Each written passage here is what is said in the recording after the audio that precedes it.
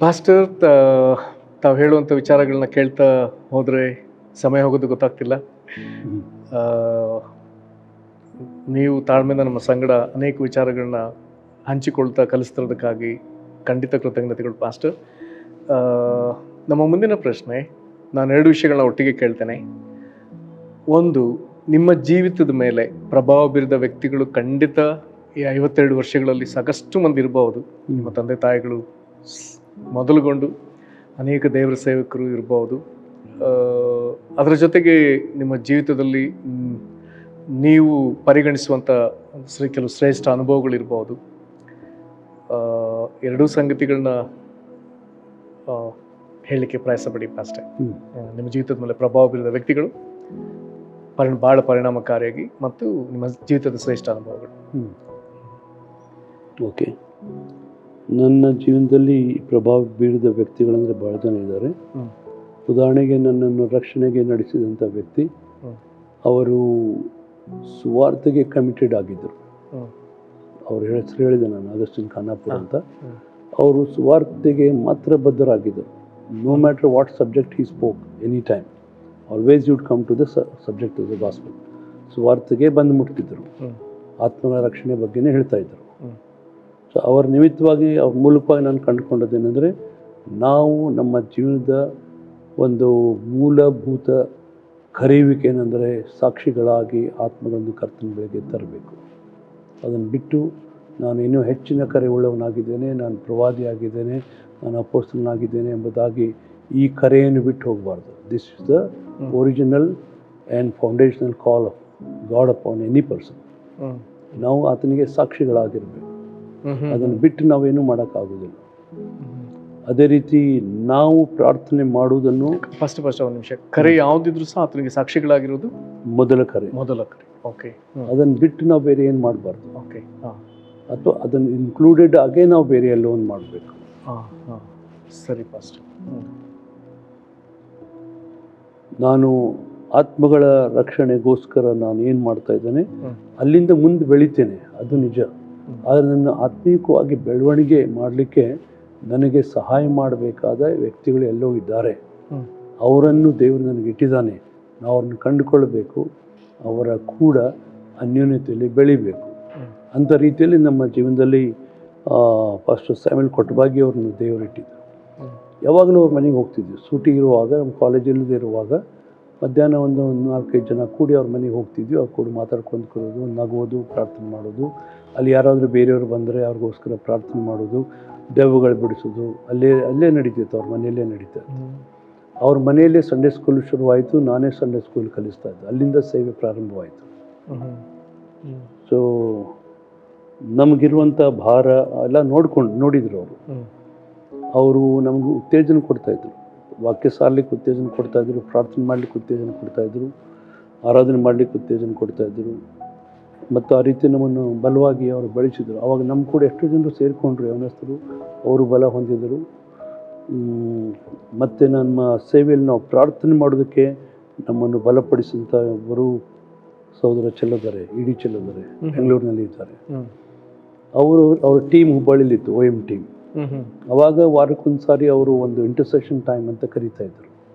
ಅವಾಗ ಅವ್ರು ಏನು ಮಾಡ್ತಿದ್ರು, ಎಲ್ಲರೂ ಬರ್ರಿ ಅಂತ ಕರೆದು, ನಾವೀಗ ನಾವು ಧಾರವಾಡ, ಕರ್ನಾಟಕ ರಾಜ್ಯದ ಧಾರವಾಡ ಜಿಲ್ಲೆಯ ಈ ಒಂದು ತಾಲೂಕಿಗಾಗಿ ಪ್ರಾರ್ಥನೆ ಮಾಡೋಣ. ಈ ತಾಲೂಕಿನಲ್ಲಿ ಇಷ್ಟು ಜನರಿದ್ದಾರೆ, ಇಷ್ಟು ಜನರು ಇನ್ನೂ ರಕ್ಷಣೆ ಹೊಂದಿಲ್ಲ, ಇಷ್ಟು ಜನಾಂಗಗಳಿಗೆ ಇನ್ನೂ ಸುವಾರ್ತೆ ಸಾರಲ್ಪಟ್ಟಿಲ್ಲ, ಅದೆಲ್ಲ ವಿವರಗಳನ್ನು ಹೇಳಿ ಅದಕ್ಕಾಗಿ ಪ್ರಾರ್ಥನೆ ಮಾಡೋಣ. ಈಗ ನಮ್ಮ ಮುಂದೆ ಮ್ಯಾಪ್ ಇದೆ, ನೆಲದ ಮೇಲೆ ಮ್ಯಾಪ್ ಹಾಸಿರ್ತಾ ಇದ್ದಾರೆ. ಹಾಸಿ ಇಲ್ಲಿ ಈ ಭಾಗದಲ್ಲಿ ಜನರಿಗೋಸ್ಕರ ನಾವು ಪ್ರಾರ್ಥಿಸ್ತಾ ಇದ್ದೀವಿ, ಎಲ್ಲರೂ ಅದ್ರ ಮೇಲೆ ಕೈ ಇಡ್ರಿ ಅಂತ. ಅದ್ರ ಮೇಲೆ ಕೈ ಇಟ್ಟು ನಾವು ಜೋರಾಗಿ ಪ್ರಾರ್ಥನೆ ಮಾಡ್ತಾಯಿದ್ವಿ.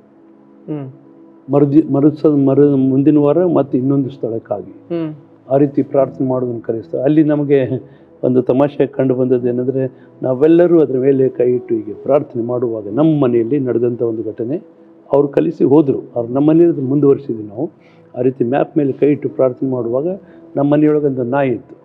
ಆ ನಾಯಿನೂ ಬಂದು ಕೂತ್ಕೊಳ್ತಿತ್ತು. ಬಂದು ನಡುವೆ ತಾನೂ ಒಂದು ತನ್ನ ಕೈ ಇಡ್ತಿತ್ತು. ಅದಕ್ಕೆ ಗೊತ್ತಿಲ್ಲ ನಾವು ಯಾಕೆ ಮಾಡ್ತಾ ಇದ್ದೇವೆ.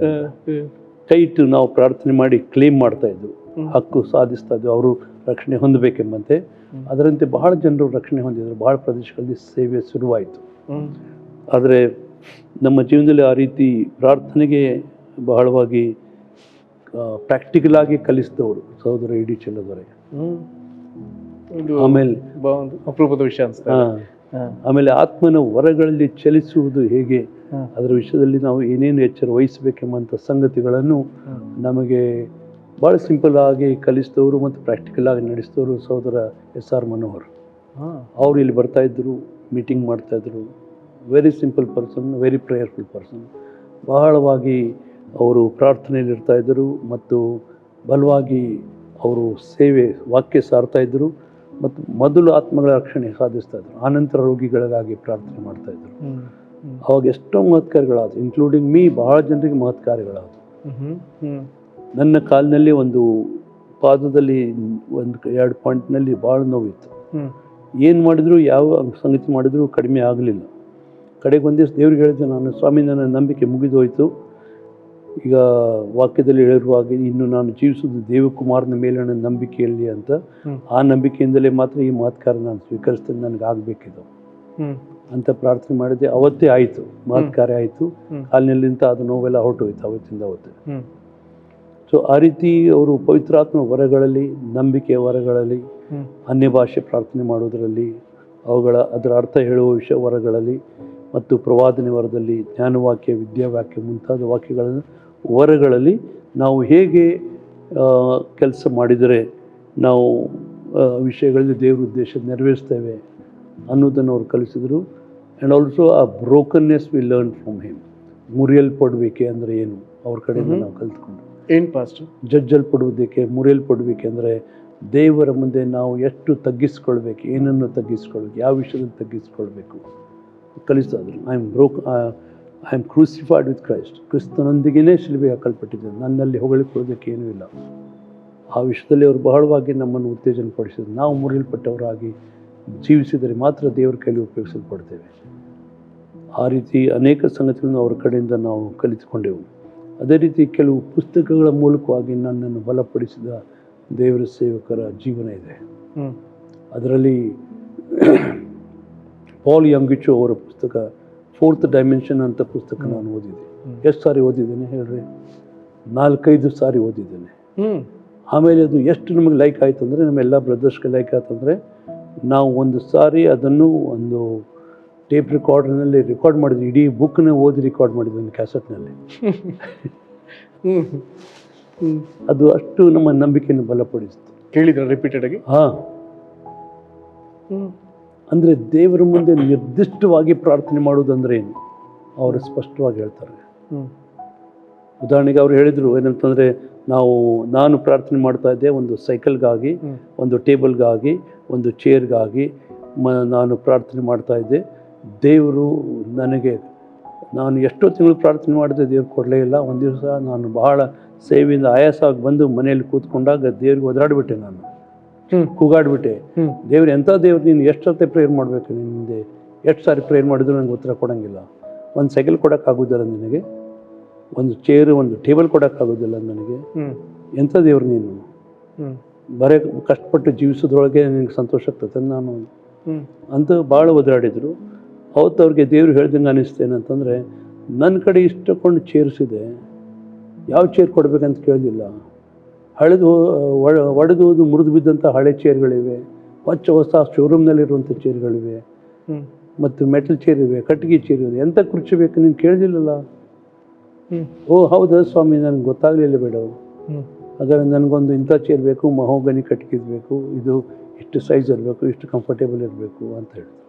ಆಮೇಲೆ ಟೇಬಲ್ ಬಗ್ಗೆನೂ ದೇವ್ರ ಮುಂದೆ ಹೇಳಿದ್ರು, ಟೇಬಲ್ ಇಂಥ ಕಟ್ಟಿಗೆ ಇರಬೇಕು, ಎಷ್ಟು ಎತ್ತರ ಇರಬೇಕು, ಎಷ್ಟು ದೊಡ್ಡದಿರಬೇಕು, ಎಲ್ಲ ಸೈಜ್, ಡೈಮೆನ್ಷನ್ನು ಮತ್ತು ಮಟೀರಿಯಲ್ ಎಲ್ಲ ಹೇಳಿದರು. ಅದರ ನಂತರ ಸೈಕಲ್ ಬಗ್ಗೆ ಬಂತು. ಸೈಕಲ್ ಬಗ್ಗೆ ಹೇಳುವಾಗ ದೇವರ ಸೈಕಲ್ ಬಗ್ಗೆ ನಾನು ಭಾಳ ಸ್ಪೆಸಿಫಿಕ್ ಆಗಿ ಕೇಳ್ಕೊತೇನೆ. ದೇವರೇ ನನಗೆ ಒಂದು ಆರೆಂಜ್ ಕಲರ್ ಸೈಕಲ್ ಬೇಕು, ಅದು ಲೋಕಲ್ ಮೇಡ್ ಇರಬಾರ್ದು, ಅಮೇರಿಕನ್ ಮೇಡ್ ಇರಬೇಕು. ಆದರೆ ಅದು ಸೆಕೆಂಡ್ ಹ್ಯಾಂಡ್ ಇದ್ದರೂ ನಡೀತದೆ, ಸೆಕೆಂಡ್ ಹ್ಯಾಂಡ್ ಇದ್ದರೂ ಕೊಟ್ಬಿಡು.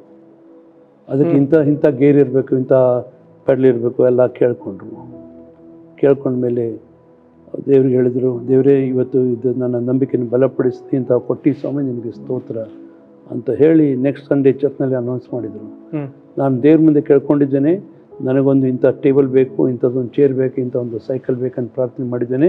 ದೇವ್ರು ನನಗೆ ಅವನ್ನೆಲ್ಲ ಕೊಟ್ಬಿಟ್ಟಿದ್ದಾನೆ, ದೇವ್ರ ನಾಮಕ್ಕೆ ಸ್ತೋತ್ರ ಅಂತ ಸಾಕ್ಷಿ ಹೇಳಿದರು. ಹ್ಮ್ ಸಾಕ್ಷಿ ಹೇಳಿದ ಮೇಲೆ ಅವರ ಚರ್ಚ್ನಲ್ಲಿ ಒಬ್ಬರು ಮಿಸ್ಟರ್ ಪಾರ್ಕ್ ಅಂತ ಒಬ್ಬರು ಇದ್ದರು. ಹ್ಮ್ ಅವ್ರು ಕೂಡ ಯಾವಾಗಲೂ ಕ್ಲೋಸ್ ಇರ್ತಿದ್ರು. ಅವ್ರು ಹೇಳಿದ್ರು, ಇವತ್ತು ಫಸ್ಟ್ ನಿನ್ನ ಕೂಡ ನಿಮ್ಮ ಮನೆಗೆ ಬರ್ತೀನಿ ರೀ ಅಂತ.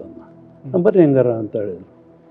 ಅವ್ರುಗಳು ಮಾತಾಡ್ಕೊಂಡು ಹೋಗುವ ಫಸ್ಟ್ ಸೈಕಲ್ ಮತ್ತು ಚೇರು ಟೇಬಲ್ ಎಲ್ಲ ದೇವ್ರು ಕೊಟ್ಟ ಅಂತ ಹೇಳಿದಲ್ಲ. ಹೌದು ಅನ್ಕೊಂಡು, ಹೌದು ದೇವ್ರು ಕೊಟ್ಟಾನ ಬರ್ರಿ ಅಂತ. ಇವರು ಮನೆ ಬಾಗಿಲ ಲಾಕ್ ಕೀ ತೆಗಿಯುವಾಗ ಅವ್ರು ಹೇಳಿದ್ರು, ಇಲ್ರಿ ನಾ ತೆಗಿತೀನಿ ನೋಡ್ರಿ, ನಾನೇ ತೆಗಿತೀನಿ ಅಂತ. ಅವ್ರು ಕೀಲಿ ತೆಗೆದು ಒಮ್ಮೆಲೆ ದಡಲ್ ಅಂತ ಒಳಗೆ ಹೋದರು. ಒಳಗೆ ಏನಿಲ್ಲ, ಒಂದು ರೂಮ್ ಖಾಲಿ ಇದೆ, ಬರೀ ಒಂದು ಚಾಪಿ ಇದೆ ಕೂತ್ಕೊಳ್ಳಿಕ್ಕೆ ಅಷ್ಟೇ, ಮತ್ತೇನಿಲ್ಲ. ಮತ್ತು ದೇವ್ರು ನಮಗೆಲ್ಲ ಸೈಕಲ್ ಕೊಟ್ಟಾನೆ, ಚೇರ್ ಕೊಟ್ಟಾನೆ, ಟೇಬಲ್ ಕೊಟ್ಟಾನೆ ಅಂತ ಹೇಳಿದ್ರೆ ಇಲ್ಲ ಅಂದ್ಕೊಂಡು. ಈಗ ನಿನಗೊಂದು ಪ್ರಶ್ನೆ ಕೇಳ್ತೇನೆ ನಾನು. ನೀನು ತಾಯಿಯ ಗರ್ಭದಿಂದ ಜಗತ್ತಿನಲ್ಲಿ ಹುಟ್ಟಿ ಬರೋಕ್ಕಿಂತ ಮುಂಚೆ ಎಲ್ಲಿದ್ದೀನಿ? ನೀನು ತಾಯಿ ಗರ್ಭದಲ್ಲಿದ್ದಿ. ಎಷ್ಟು ದಿವಸ ಇದ್ದೀನಿ ನೀನು? 9 ತಿಂಗಳಿದ್ದೆ. ಆಮೇಲೆ ಬಂದು ಯಾವ್ದಿಲ್ಲ.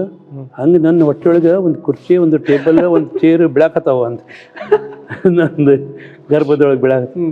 ಅವನು ಬಿದ್ದು ನಕ್ ಬಿಟ್ರೆ ನಗದು ನಿಲ್ಸಕ್ಕೆ ಆಗವಲ್ದು ಅವ್ನು. ನಮ್ಮ ಫಾಸ್ಟ್ ಪ್ರೆಗ್ನೆಂಟ್ ಇದ್ದಾರೆ, ಅವ್ರ ಹೊಟ್ಟೆಗೆ ಚೇರ್ ಇದೆ, ಸೈಕಲ್ ಇದೆ ಅಂತೇಳಿ. ಆಮೇಲೆ ಎಲ್ಲ ಚರ್ಚ್ ಮೆಂಬರ್ಗೆಲ್ಲ ಹೇಳ್ಬಿಟ್ಟಾನೆ, ನಮ್ಮ ಪಾಸ್ಟರ್ ಇಂಥ ವಿಷಯಗಳಿಂದ ಪ್ರೆಗ್ನೆಂಟ್ ಆಗಿದ್ದಾರೆ ಅಂತ. ಆಮೇಲೆ ಎಲ್ಲರೂ ನಗಾಕತ್ತಾರೆ, ನಗ್ರಿ ನೀವು, ದಿಸ್ ಸೈಕಲ್ ಬರ್ತದೆ ಅಂತ. ಒಂದು ತಿಂಗಳೊಳಗೆ ಅವ್ರಿಗೆ ಆ ಸೈಕಲ್ ಸಿಕ್ತು, ಆ ಚೇರ್ ಸಿಕ್ತು, ಆ ಟೇಬಲ್ ಸಿಕ್ತು. ಅವ್ರಿಗೆ ಹೇಳಿದ್ರು, ಬರ್ರಿ ನೋಡಿ ಬರ್ರಿ, ಈಗ ಎಲ್ಲ ಅಲ್ಲೇ ಅದಾವ, ನನ್ನ ಕಡೆ ಇದಾವ. ಹೆಂಗೆ ಸಿಕ್ತು? ನಾನು ದೇವ್ರು ನಂಬಿದ್ದೆ, ಇಂಥದ್ದೇ ಬೇಕಂತ ದೇವ್ರ ಮುಂದೆ ಹೇಳಿದೆ. So we need to learn to pray for specific things. ನಿರ್ದಿಷ್ಟವಾದ ವಿಷಯಗಳನ್ನು ಕೇಳಬೇಕು. ನನಗೆ ಸೋನಿ ಕ್ಯಾಮ್ರಾ ಬೇಕಾಗಿದ್ದರೆ ನಾನು ಹೋಗಿ ಮಿನೋಲ್ಟಾ ಕ್ಯಾಮ್ರಾ ಕೇಳಬಾರ್ದು, ಯಾವುದು ಬೇಕೋ ಅದೇ ಕೇಳಬೇಕು ಅಂತ ನಾನು ದೇವ್ರ ಮುಂದೆ ಕೇಳಿಕೊಳ್ಳೋದನ್ನು ನಿರ್ದಿಷ್ಟಪಡಿಸ್ಕೊಳ್ಬೇಕು. We should know specific and exact prayers. We should know how to pray that. Prayer ಮಾಡಿದ್ಮೇಲೆ ಏನು ಪ್ರೇಯರ್ ಮಾಡಿದ್ದು ಮರಿಬಾರ್ದು, ಯಾಕಂದ್ರೆ ಅದನ್ನೇ ಕೊಡ್ತಾನೆ ದೇವರು. So that you will remember what you have asked will be given to you. So ಆ ರೀತಿ ನಿರ್ದಿಷ್ಟವಾಗಿ ಪ್ರೇಯರ್ ಮಾಡೋದು ನೀವು ಕಲಿಬೇಕಂತ ಹೇಳುವಾಗ ನಾನು ಕಲಿತ್ಕೊಂಡೆ. ನಾನು ನಮ್ಮ ತಮ್ಮ ಎಗ್ರಿ ಮಾಡಿ ಏನು ಪ್ರೇಯರ್ ಮಾಡಿದ್ದು ಅಂದರೆ, ನಮ್ಮ ಮನೇಲಿ ಒಂದು ಟೇಪ್ ರೆಕಾರ್ಡರ್ ಇಲ್ಲ, ಒಂದು ಟೇಪ್ ರೆಕಾರ್ಡರ್ ಬೇಕು, ದೇವ್ರ ಮುಂದೆ ಕೇಳೋಣ ಅಂತೇಳಿ. ದೇವ್ರಿಗೆ ಇಂಥದ್ದೊಂದು ಟೇಪ್ ರೆಕಾರ್ಡರ್ ಬೇಕು, ಅದು ನ್ಯಾಷನಲ್ ಪ್ಯಾನಾಸೋನಿಕ್ ಕಂಪ್ನಿದು ಇರಬೇಕು, ಸೆಕೆಂಡ್ ಹ್ಯಾಂಡ್ ಇದ್ರೂ ಅಡ್ಡಿ ಇಲ್ಲ, ಚಲೋ ಇರಬೇಕು ಅಂತ ಪ್ರೇಯರ್ ಮಾಡಿದ್ವಿ. ಪ್ರೇಯರ್ ಮಾಡಿದ್ಮೇಲೆ ಅದು ಟೇಪ್ ರೆಕಾರ್ಡರ್ ಇಡೋಕ್ಕೆ ಜಾಗ ಇಲ್ಲಲ್ಲ ಮನೆಯಲ್ಲಿ. ಸೊ ಅದಕ್ಕೊಂದು ಸೆಲ್ಫ್ ಮಾಡಬೇಕು ಅಂತ ಶೆಲ್ಫ್ ಮಾಡಿ ಅದಕ್ಕೊಂದು ಸ್ಥಳ ಮಾಡಿದ್ವಿ. ಮಾಡಿದ್ಮೇಲೆ ಒಂದು ತಿಂಗಳೊಳಗೆ ಅದು ಟೇಪ್ ರೆಕಾರ್ಡರ್ ಸಿಕ್ತು. ದೇವ್ರು ನಮ್ಮ ನಂಬಿಕೆಯನ್ನು ಗೌರವಿಸಿದ. ಹಾಗೆ ನಿರ್ದಿಷ್ಟವಾಗಿ ಪ್ರೇಯರ್ ಮಾಡುವುದನ್ನು ದೇವರು ನಮಗೆ ಕಲಿಸಿದ. ಸೊ ಆ ರೀತಿ ದೇವ್ರ ಮುಂದೆ ಎಲ್ಲ ಡೀಟೇಲ್ಸ್ ಸ್ಪೆಸಿಫಿಕ್ ಆಗಿ ದೇವ್ರ ಮುಂದೆ ಹೇಳಿ ಪ್ರಾರ್ಥನೆ ಮಾಡೋದು ನಾವು ರೂಢಿ ಮಾಡಿಕೊಳ್ಬೇಕು. ಇಂಥದ್ದೊಂದು ಬೈಬಲ್ ಬೇಕು ಸ್ವಾಮಿ ಅಂದರೆ ಆ ಬೈಬಲ್ ಕೇಳಬೇಕು ನಾವು ದೇವ್ರ ಮುಂದೆ. ದೇವ್ರು ಕೊಟ್ಟೇ ಕೊಡ್ತಾನೆ. ಇಂಥ ಒಂದು ರೀತಿಯ ಸೇವೆಗೆ ಒಂದು ಸಾಧನ ನನಗೆ ಬೇಕು ಅಂತ ಕೇಳಿದರೆ ದೇವ್ರು ಕೊಡ್ತಾನೆ. ದೇವ್ರ ಮುಂದೆ ಕೇಳಬೇಕು. ಅವರು ಮತ್ತು ಇನ್ನೊಂದು ಸಂಗತಿ ದೇವ್ರ ಮುಂದೆ ಪ್ರಾರ್ಥಿಸೋದನ್ನು ಹೇಳಿದ್ರು ಏನಂದರೆ, ನನ್ನ ಸಭೆಯಲ್ಲಿ ಇಷ್ಟೇ ಜನರಿದ್ದರು, ಆದರೆ ನಾನು ಮುಂದಿನ ವರ್ಷ ಬರುವುದರೊಳಗಾಗಿ ನಮ್ಮ ಸಭೆಯೊಳಗೆ ಅದರ 2 ಪಟ್ಟು ಜನರು ಇರಬೇಕು. ಹಾಗೇ ಆಯಿತು. ಅವರು ಆ ದಿವಸ ಮತ್ತೆ ಹೇಳಿದರು, ಇವತ್ತಿನಿಂದ 1 ವರ್ಷದೊಳಗಾಗಿ ಇದರ 2 ಪಟ್ಟು ಜನರು ನನ್ನ ಸಭೆಯೊಳಗೆ ಇರಬೇಕು, ಪ್ರಾರ್ಥನೆ ಮಾಡೋಣ, ದೇವ್ರು ಕೊಡ್ತಾನೆ. ಆ ರೀತಿ ಮಾಡ್ಕೊತ ಹೋದರು. 2 ಪಟ್ಟು ಅಂತ ಸಭೆ ಜಾಸ್ತಿಯಾಗಿ ಬೆಳೀತಾ ಹೋಯಿತು. ಆವಾಗ ದೇವರು ಅವ್ರ ಮೂಲಕವಾಗಿ ಕಲಿಸಿದ್ದೇನೆಂದರೆ, ದೇವ್ರ ಮುಂದೆ ವಸ್ತುಗಳಿಗಾಗಿ ಎಷ್ಟು ಸ್ಪೆಸಿಫಿಕ್ ಆಗಿ ಪ್ರಾರ್ಥನೆ ಮಾಡ್ತೇವೆ, ಅದೇ ರೀತಿ ಆತ್ಮಗಳಿಗಾಗಿ ನಿರ್ದಿಷ್ಟವಾಗಿ ಇಷ್ಟು ಆತ್ಮಗಳು ಬೇಕು ಅಂತ ಪ್ರಾರ್ಥಿಸಬೇಕು. ದೇವರು ಕೊಡ್ತಾನೆ. ದೇವರು ನಂಬಿಗಸ್ತನೂ ಆತನು ಕೊಟ್ಟೇ ಕೊಡ್ತಾನೆ ಅಂತ. ಸೊ ಆ ರೀತಿ ಅವರ ಪುಸ್ತಕದ ಮೂಲಕವಾಗಿ ನಾವು ಇಷ್ಟು ಪ್ರಭಾವಿತರಾಗಿ ಪ್ರಾರ್ಥನೆ ಮಾಡೋದ್ರಲ್ಲಿ, ನಂಬಿಕೆಯಲ್ಲಿ, ಸೇವೆಯಲ್ಲಿ ಬಲಗೊಳ್ಳಲಿಕ್ಕೆ ಸಾಧ್ಯವಾಯಿತು. ಅವ್ರಿಗೆ ಗೊತ್ತಿಲ್ಲ ಇನ್ನೂ ತನಕ, ಅವ್ರು ತೀರಿ ಹೋದ್ರು ಕಾಣ್ತದೆ. ಅವ್ರಿಗೆ ಗೊತ್ತಿಲ್ಲ ಅವರ ಒಂದು ಪುಸ್ತಕ ಜಗತ್ತಿನ ಇಂತಿಂಥ ಭಾಗದಲ್ಲಿ ಇಷ್ಟು ಜನರಿಗೆ ಉತ್ತೇಜನ ಕೊಟ್ಟಿದೆ ಅಂತ. ಸೊ ನಮ್ಮ ಜೀವನದ ಮೂಲಕವಾಗಿ ಎಷ್ಟು ಜನರಿಗೆ ಉತ್ತೇಜನ ಆಗ್ತದೆ ಗೊತ್ತಿಲ್ಲ. ನಾವು ನಿರಾಶೆಗೊಂಡರು, ಕುಗ್ಗಿ ಹೋದರು, ನಮಗೆ ಆಗಬೇಕಾದ ಆಶೀರ್ವಾದಗಳು ಸಂಭವಿಸದೆ ಹೋದರು, ದೇವರ ಕಡೆಗೆ ನಾವು ನಂಬಿಗಸ್ತರಾಗಿ ಜೀವಿಸಬೇಕು. ನಂಬಿಕೆ ಕೈ ಬಿಡಬಾರ್ದು. ನಂಬಿಕೆಯಲ್ಲಿ, ಸೇವೆಯಲ್ಲಿ ಎಷ್ಟು ವೇಳೆ ಹಿಂಜಾರಿ ಹೋದೆವು, ಕುಗ್ಗಿ ಹೋದೆವು, ಆದರೆ ಲೋಕಕ್ಕೆ ತಿರುಗಿ ಹೋಗಲಿಲ್ಲ. ಮತ್ತೆ ನಾವು ಪಿಕಪ್ ಆಗಿ ಮತ್ತೆ ಆತ್ಮಿಕ ಸೇವೆಯಲ್ಲಿ ಮುಂದುವರಿಯಲಿಕ್ಕೆ ಸಾಧ್ಯವಾಯಿತು. ಅದು ದೇವರ ಕೃಪೆ ಮಾತ್ರ. ಆದ ಕಾರಣ ದೇವರ ಸನ್ನಿಧಿಯಲ್ಲಿ ನಾವು ದೇವರ ಮುಂದೆ ನಾವು ಹೇಗಿದ್ದೇವೆ ಹಾಗೆ ಕಾಣಿಸಿಕೊಳ್ಳೋದನ್ನು ರೂಢಿ ಮಾಡ್ಕೊಳ್ಬೇಕು. Don't act like somebody. ಬೇರೆಯವನ ಹಾಗೆ ನಾನು ವರ್ತಿಸಬಾರ್ದು. ನಾನೇ ನಾನು ಪಾಲ್ ಎಂಗುಚೋವ ಹಾಗೆ ವರ್ತಿಸಬಾರ್ದು. ನಾನು ಬಿಲ್ಲಿ ಗ್ರಹಮ್ ಹಾಗೆ ವರ್ತಿಸಬಾರ್ದು. ನಾನು ಯಾರು? ನಾನು ಹಾಗೆ ಇರಬೇಕು. I need to maintain my personality and character. ನಾನು ಇತರರಂತೆ ನನ್ನನ್ನು ತಯಾರು ಮಾಡ್ಕೋಬಾರ್ದು. ನಾನು ನಾನೇ ಆಗಿರಬೇಕು. ಅವಾಗ ದೇವರು ನನ್ನ ಯಥಾರ್ಥತೆಯನ್ನು, ನನ್ನ ಸಿಂಪ್ಲಿಸಿಟಿಯನ್ನು ನೋಡಿ ದೇವರು ನನ್ನನ್ನು ಆಶೀರ್ವದಿಸ್ತಾನೆ. ಪ್ರಭಾಕರ್ ಎನ್ನುವಂಥ ದೇವರ ಸೇವಕರು ಇದ್ದರು. ಎಷ್ಟು ಜನರಿಗೆ ಗೊತ್ತಿರ್ಬೋದು, ಗೊತ್ತಿರಲಿಕ್ಕಿಲ್ಲ. ಕರ್ನಾಟಕ ರಾಜ್ಯದಲ್ಲಿ ಶತಾನಂದ ದೇವರು ಆದ ನಂತರ ಅವರ ಅಳಿಯ ಆಗಿ ಬಂದು ಇವರು ಅವರ ಸೇವೆಯನ್ನು ನಿಭಾಯಿಸಿ ಅವರ ಕಾಲದಲ್ಲಿ ಇದ್ದುದಕ್ಕಿಂತ ಇನ್ನೂ ಹೆಚ್ಚು ಬಲವಾಗಿ ಕಟ್ಟಿದರು.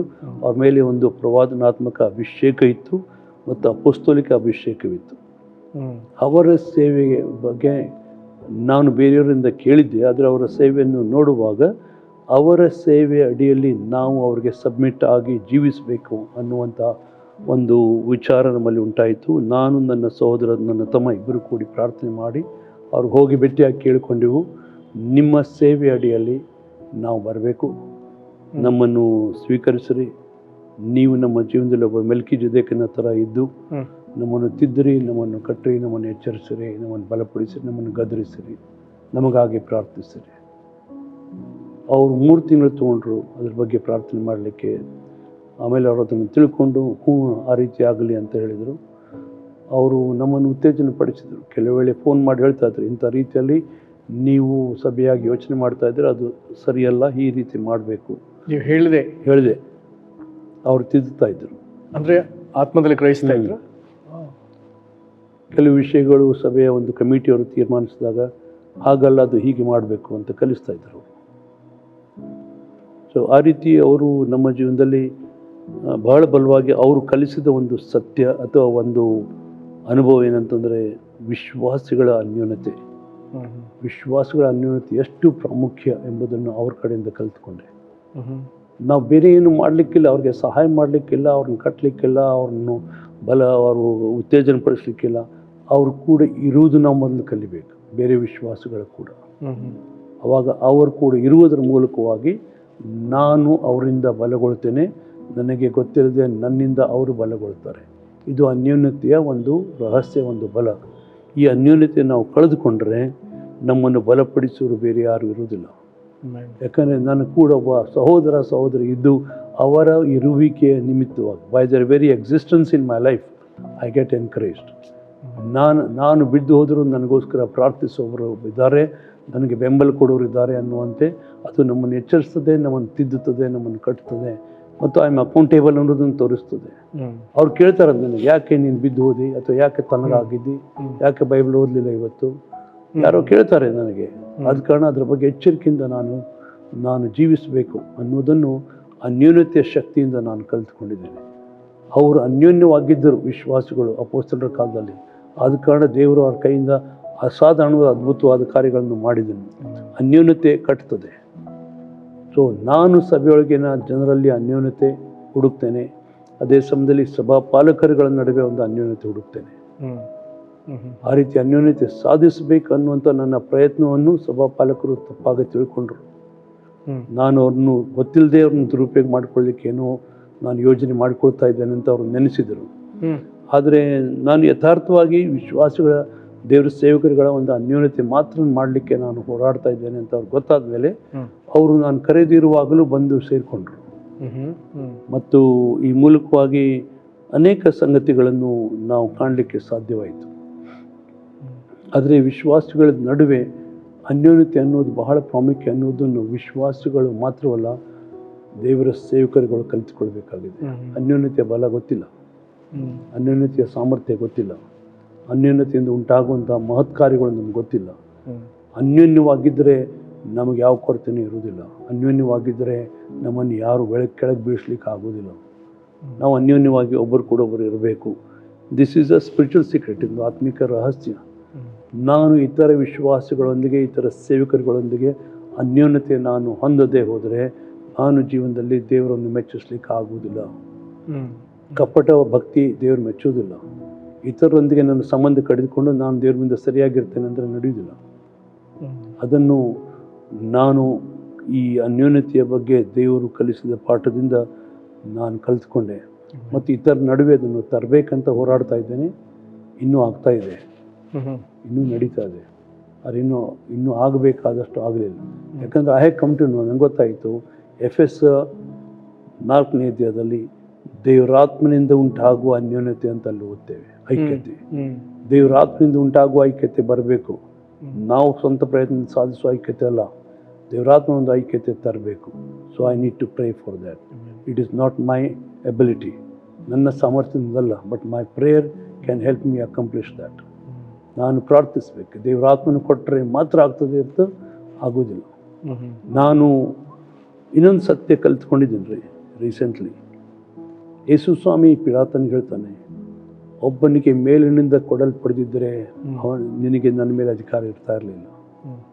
ಅದನ್ನೇ ಅದು ಸ್ನಾನಿಕನಾದ ಯೋಹಾನ್ ಹೇಳ್ತಾನೆ, ಒಬ್ಬನಿಗೆ ಮೇಲಿನಿಂದ ಕೊಡಲ್ಪಡೆದಿದ್ದರೆ ಅವನಿಗೆ ಏನಿರುವುದಿಲ್ಲ ಅಂತ. ಏನು ತೋರಿಸ್ತದೆ ಅಂತಂದರೆ I should be totally dependent on him in heaven. ಅವನು ನನಗೆ ಕೊಟ್ಟರೆ ಮಾತ್ರ ಸೇವೆ, ಅವನು ನನಗೆ ಕೊಟ್ಟರೆ ಮಾತ್ರ ಅಭಿಷೇಕ, ಅವನು ನನಗೆ ಕೊಟ್ಟರೆ ಮಾತ್ರ ಮಹತ್ ಕಾರ್ಯ, ಅವನು ನನಗೆ ಕೊಟ್ಟರೆ ಮಾತ್ರ ಸಾರ್ತೇನೆ, ಅವನು ನನಗೆ ಕೊಟ್ಟರೆ ಮಾತ್ರ ನಾನು ಆರೋಗ್ಯವಾಗಿರ್ತೇನೆ. ಮೇಲನಿಂದ ನನಗೆ ಕೊಡಲ್ಪಟ್ಟಿದ್ದು ಕೃಪೆ ಮಾತ್ರ, ಬೇರೆ ಯಾವುದೇ ನನ್ನ ಯೋಗ್ಯತೆಯಿಂದ ಅದು ಕೊಡಲ್ಪಡುವುದಿಲ್ಲ. ಅದ ಕಾರಣ I need to be totally dependent on him. ಅದು ನಾನು ಹೊಂದಬೇಕು, ಅವನೇ ಕೊಡಬೇಕು ಹೊರತು ನಾನು ನನ್ನ ಸಾಮರ್ಥ್ಯದಿಂದ ಅದನ್ನು ಗಳಿಸ್ಕೊಳ್ಳಿಕ್ಕೆ ಆಗೋದಿಲ್ಲ. ಸೊ ಮೇಲಿನಿಂದ ಏನು ಕೊಡ್ತಾನೆ ಅದನ್ನು ಕೊಟ್ಟದನ್ನು ಯಾರು ಕಸ್ಕೊಳ್ಳಿಕ್ಕೆ ಆಗೋದಿಲ್ಲ. ಒಂದು ಸಾರಿ ಅದನ್ನು ಕೊಟ್ಬಿಟ್ರೆ ದೇವ್ರು ಕೊಟ್ಟಿದ್ದನ್ನು ಯಾರು ಕಿತ್ಕೊಳ್ಳಿಕ್ಕೆ ಆಗೋದಿಲ್ಲ. ಸೊ ಆತನ ಕೈಯಲ್ಲಿ ಬೀಳಬೇಕು, ಆತನ ಕೈಯಲ್ಲಿ ರುಚಿ ನೋಡಬೇಕು. ಆವಾಗ ನಮ್ಗೆ ಗೊತ್ತಾಗ್ತದೆ ನಮ್ಮ ದೇವರು ಎಷ್ಟು ಒಳ್ಳೆಯವನಂತ.